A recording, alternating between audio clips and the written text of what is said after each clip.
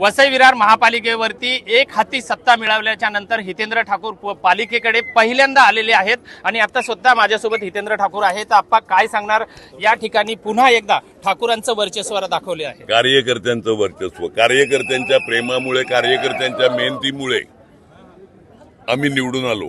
आणि मला एक बरं वाटते का जनरल जागेवर आम्ही एक आदिवासी स्त्रीला उभं केलं आणि त्या आदिवासी स्त्रीवर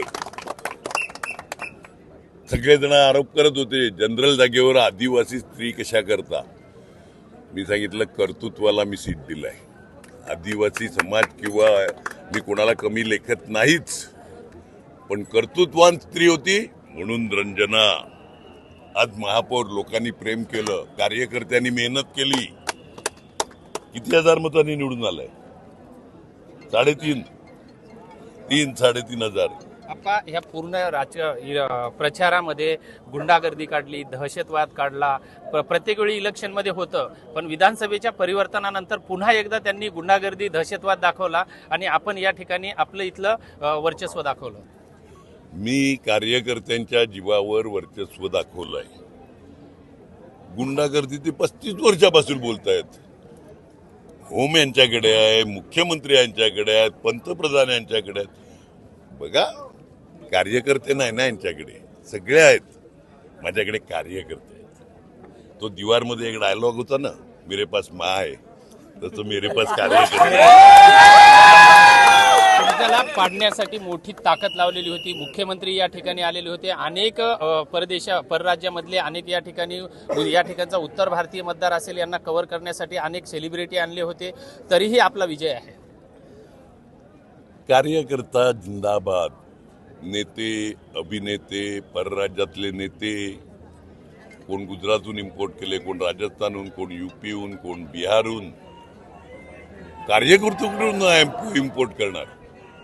कार्यकर्ते आमच्याकडे आहेत आणि कार्यकर्त्यांच्या जीवावर मी एकच सांगतो, जर मशीन मधले बिघाड स्लो करणं आणि मतदार यादीतलं घोळ जर नसता तर 100 पार आहे. मी एक लक्षात घ्या. या रिझल्टने मी खुश आहे, समाधानी नाही. पण आपण ज्या सीट आल्या 71 स्पष्ट बहुमत जरी मिळालेलं असलं तरीही आपले जे मातब्बर होते, माजी महापौर रुपेश जाधव असतील, पंकज ठाकूर असतील, हार्दिक राऊत असेल, हे जे मातब्बर जे होते की ज्यांनी सभापतीपद उपभोगलेलं होतं, अशा काही सीट गेलेल्या आहेत. याबाबत काय मी काय बोललो? मतदार यादीतले घोळ आणि मशीन बदलय घोळ त्याच्यामुळे गेले ना. मी ते क्लिअर कट बोलतोय. आता जनतेने तुमच्यावर विश्वास टाकलेला आहे. आता तुमचा पुढचा अजेंडा काय असेल? काय नाही, जी काही प्रॉमिसेस केल्यात ती पुरी करणं. मी कामं एवढंच बोलतो. आता इलेक्शन संपलं, राजकारण संपलं. निवडून आलेले सगळे चांगल्या प्रकारे कामाला लागतील. भविष्यात बघू आम्ही. सत्ताधाऱ्यांनी अनेक आरोप केले, त्यांना काय सांगाल? कार्यकर्ते ते आरोप कोणत्या इलेक्शनला करत नाही. उद्यापासून आरोप, आजपासून आरोप बंद. पुढच्या इलेक्शनला परत नवीन आरोप.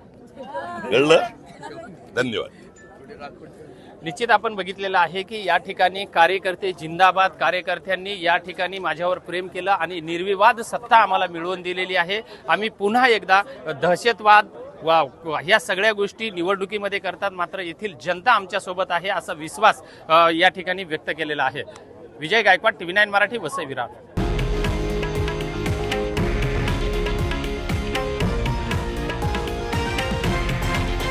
हे आहे देशातील नंबर 1 न्यूज नेटवर्क आणि आपण पाहत आहात TV9 मराठी, एकमेव.